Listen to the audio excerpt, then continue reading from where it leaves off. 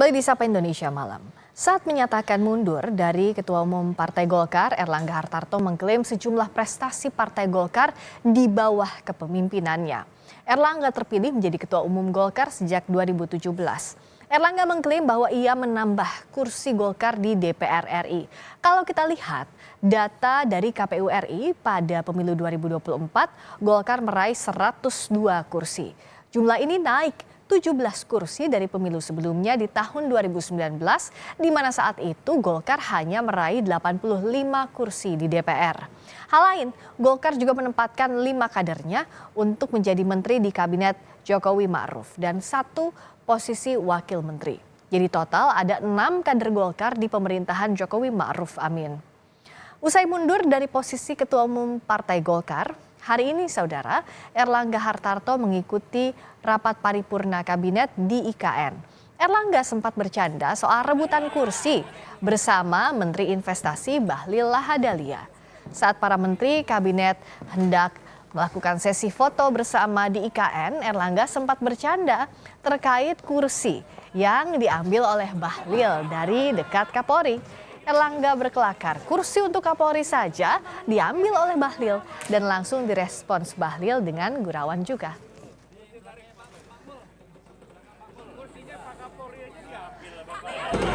Kursinya Pak Kapolri aja diambil lah Bapak.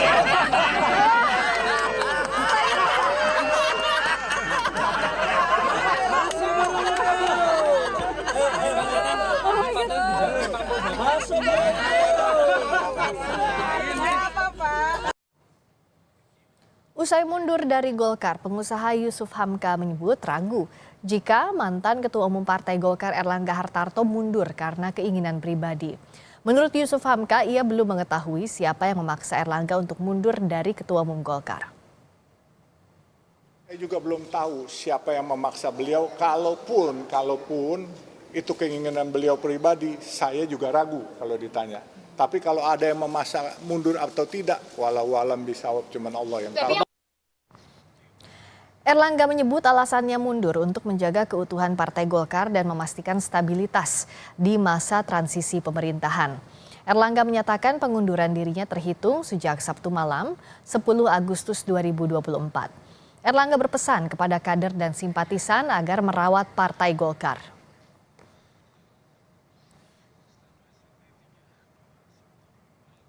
Erlangga Hartarto setelah mempertimbangkan dan untuk menjaga keutuhan Partai Golkar dalam rangka memastikan stabilitas transisi pemerintahan yang akan terjadi dalam waktu dekat, maka dengan mengucapkan Bismillahirrahmanirrahim serta atas petunjuk Tuhan Yang Maha Besar, maka dengan ini saya menyatakan pengunduran diri sebagai Ketua Umum DPP Partai Golkar. Wakil Ketua Umum Partai Golkar Ahmad Doli Kurnia menyebut mundurnya Erlangga dari jabatan Ketua Umum Partai Golkar agar fokus di kabinet. Doli membantah jika Erlangga mundur karena adanya desakan.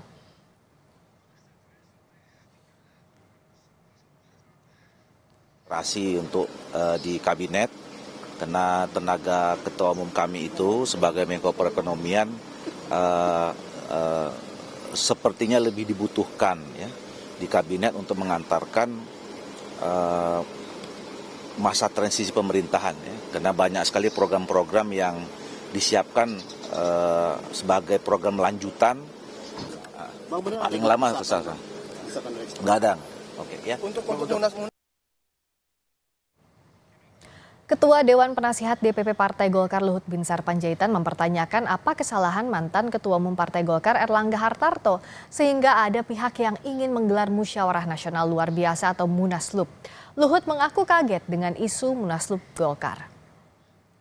Agak kaget juga mendengar gonjak-ganjing mengenai partai kita ini, Partai Golkar sebagai aset demokrasi Republik Indonesia ini yang mau didorong agar ada Munas luar biasa sebelum Munas Desember tahun 2024 ini. Saya ingin menyampaikan pada semua teman-teman yang menonton video ini, jangan pernah Golkar itu diatur-atur oleh orang luar. Biarlah Golkar itu menentukan jalannya sendiri. Apa yang salah dengan Ketua Umum Golkar, Saudara Erlangga? Saya di kabinet sama-sama dengan dia dan dia melaksanakan tugas yang baik, dan menurut saya Golkar dalam pemimpinan dia itu juga mencapai prestasi yang cukup baik.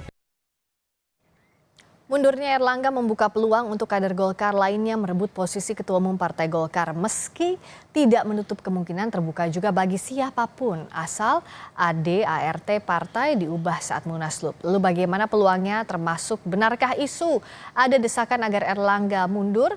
Kami bahas bersama Ridwan Hisyam, anggota Dewan Pakar Partai Golkar dan juga sudah bergabung Ibu Siti Zuhro, peneliti politik BRIN, nanti Pak Ridwan Hisyam akan bergabung. Bu Wiwi, selamat malam. Selamat malam Mbak Triska. Selamat malam. Kalau melihat mundurnya Pak Erlangga yang tiba-tiba dikatakan ini keinginan pribadi, tapi ada kecurigaan juga dari mantan kader Golkar, Yusuf Hamka misalnya yang bilang bahwa tampaknya ada desakan meskipun dibantah oleh DPP Golkar. Bagaimana Mbak Wiwi lihat dinamika ini? Iya, apa yang dikatakan Pak Yusuf Hamka tadi itu sampai beliau mundur ya sebagai pengurus dan bahkan sebagai calon gitu ya yang akan diusung dalam pilkada 2024 ini ya menunjukkan bahwa ya kaget beliau kan gitu. Tadi juga ada ungkapan dari Pak Luhut Binsar Panjaitan yang mengatakan sebagai tentu ya sama-sama pengurus di situ kaget kok ada gonjang-ganjing lah ini. Jadi harus digarisbawahi ini kok ada gonjang-ganjing. Itu mundurnya Pak Erlangga sebagai Ketua Umum Golkar ya dalam hal ini mengingat ini memang organisasi politik ya. Organisasi politik itu kan syarat dengan orientasi, kepentingan dan kekuasaan. Ya. Maka tidak mungkin gitu ya mundur begitu saja di saat seperti ini hitungan tuman bulan untuk Desember tanpa satu alasan ya. Meskipun yang tahu adalah hanya mungkin Pak Ketua Umum dalam Ya. hal ini Pak Erlangga, tapi kan bisa dianalisis juga kan. Meskipun sudah banyak sebetulnya hasil analisis yang mencoba memprediksi gitu ya, apa gerangan yang membuat atau mendorong Pak Erlangga ini mundur gitu. Dari semua ungkapan statement yang disampaikan ke publik itu sebetulnya kita bisa menilai gitu ya bahwa sebetulnya ini pilihan yang berat tapi dia lakukan gitu ya. Ini pilihan yang berat tapi dilakukan juga gitu. Lalu kita melihat juga dalam perkembangannya pertemuan yang ada di IKN gitu, kesannya kayak cair gitu ya. Ya, nah tapi yang cair di IKN itu Mbak Wiwi bisa dibaca bahwa itu hanya sekadar gurauan atau ada maksud lain? Misalnya tadi Pak Erlangga kan bercanda ya dengan Pak Bahlil bilang bahwa soal rebutan kursi dibalas juga dengan gurauan. Ini bisa semata-mata dibaca candaan saja dalam kondisi ini atau tidak ada kode yang disampaikan? Iya, tentu candaan yang sangat kritis ya. Candaan yang sangat kritis dan dalam hal ini Mas Bahlil itu orangnya juga memiliki sense of humor ya, rasa humor yang tinggi dan tentu gitu bisa menimpali dengan candaan balik gitu sehingga membuat suasana itu gergeran gitu ya. Kita menyaksikan betapa cairnya, betapa seolah tidak ada beban apapun gitu ya, riang gembira ada di IKN kan seperti itu. Ya itu apakah kesan natural seperti itu atau apa, tapi kita publik yang melihat itu ya mudah-mudahan memang semuanya lagi gembira ada di IKN kan itu ya. Tapi bagaimanapun juga dengan mundurnya Pak Erlangga ini bisa dimaknai bahwa kalaupun Munas itu Desember 2024, mengapa harus mundur gitu kan? Ya.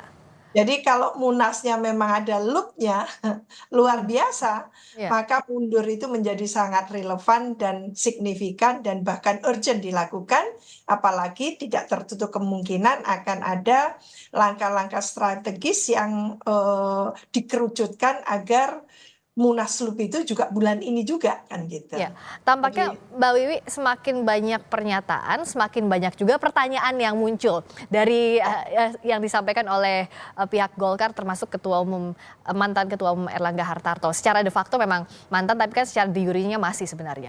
Nah, tapi bagaimana kita melihat bahwa kalau Pak Erlangga bilang ada hal yang kontradiktif, misalnya saja begini Mbak Wiwi, dikatakan bahwa Pak Erlangga saat mundur itu bilang bahwa saya sukses untuk membawa Partai Golkar di Pileg, di Pilpres 2024, tapi pilihannya mundur. Kan logikanya biasanya kalau yang sukses semakin kuat juga kakinya untuk memimpin suatu parpol. Betul, memang makanya saya katakan tadi bahwa sebetulnya sangat dilematis gitu ya. Dilematis bagi Pak Erlangga karena mengatakan satu sisi bahwa ada pengakuan terhadap keberhasilannya membawa Golkar yang luar biasa tentu di pemilu serentak 2024 ini, tapi satu sisi mendadak mundur gitu ya, tanpa ada presiden apapun gitu. Meskipun kita tahu bahwa ini adalah kulminasi dari perjalanan yang lalu yang sampai gitu ya mencuat keluar waktu itu. Lah sekarang senyap